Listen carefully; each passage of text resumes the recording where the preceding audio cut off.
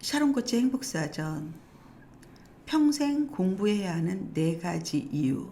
첫 번째, 많은 사람들이 학교를 졸업함과 동시에 배움은 끝났다고 생각한다. 하지만 우리에게 정말 필요한 배움은 사회에 나온 후 시작된다.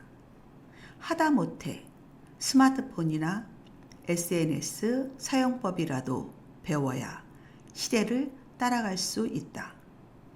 배움을 멈추면 생각이 멈춘다. 학습을 멈추면 성장도 멈춘다. 우리가 평생 공부해야 하는 이유는 너무도 많지만 나는 다음에 4가지로 정리해 본다. 첫 번째, 공부는 가장 안전하고 확실한 노후 대책이다.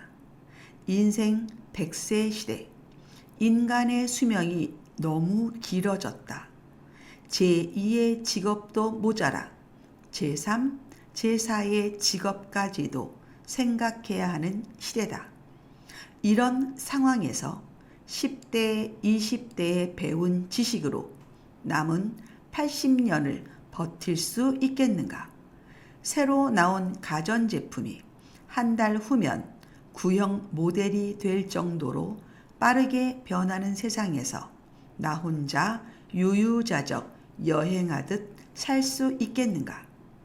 당당한 엄마가 되고 싶다면, 자식에게 기대지 않는 부모가 되고 싶다면, 품위를 잃지 않는 노후를 맞이하고 싶다면 지금이라도 공부를 시작해야 한다. 공부는 학생이라는 이름을 가진 사람만 하는 게 아니다.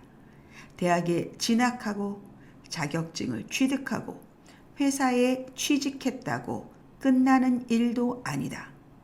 꼰대는 성장을 멈춘 사람이고 어른은 성장을 계속하는 사람이라는 말도 있듯 나이만 먹는다고 다 어른이 되는 것도 아니다. 잘 알다시피 시간과 세월이 흐른다고 없던 지혜와 연륜이 쌓이지 않는다. 죽을 때까지 성장해야 하는 게 인간의 본성이다. 나무가 나이 들면 나이테가 생기듯 사람 역시 지혜의 나이테를 길러야 한다.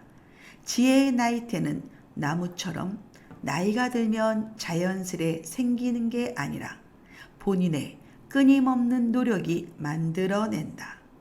일례로 레오나르도 다빈치는 54세에 모나리자를 그렸고 그 이후에도 해부학, 수학, 광학, 천문학 등 각종 학문에 대한 연구를 멈추지 않았다.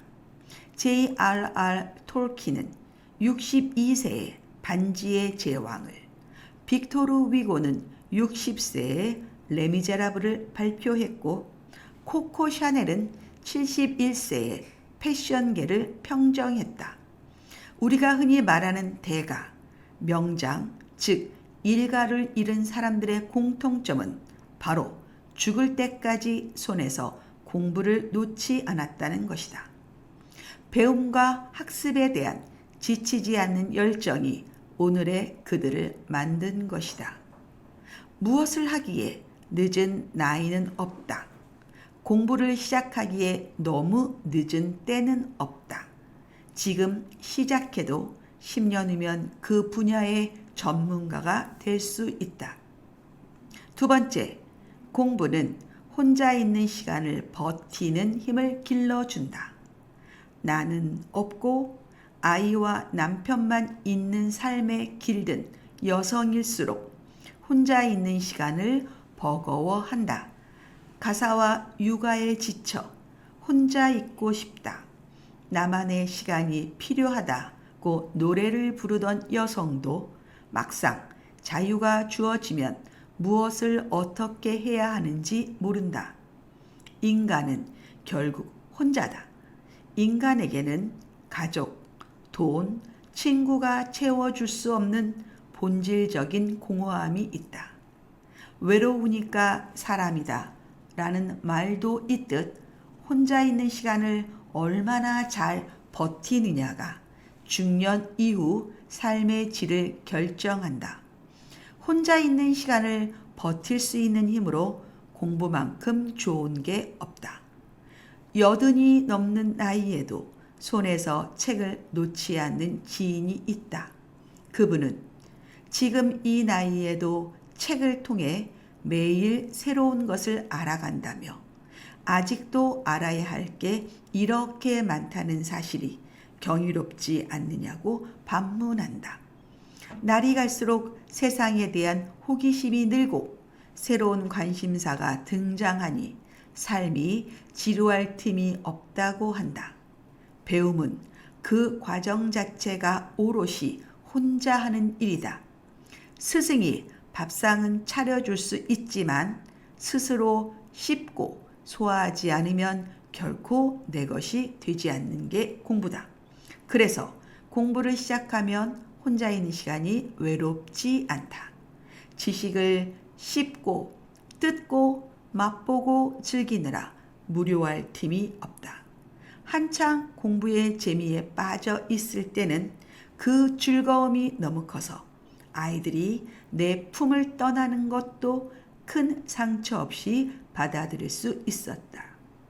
샤론 코치 책 오늘 엄마가 공부하는 이유 중에서 발췌했습니다.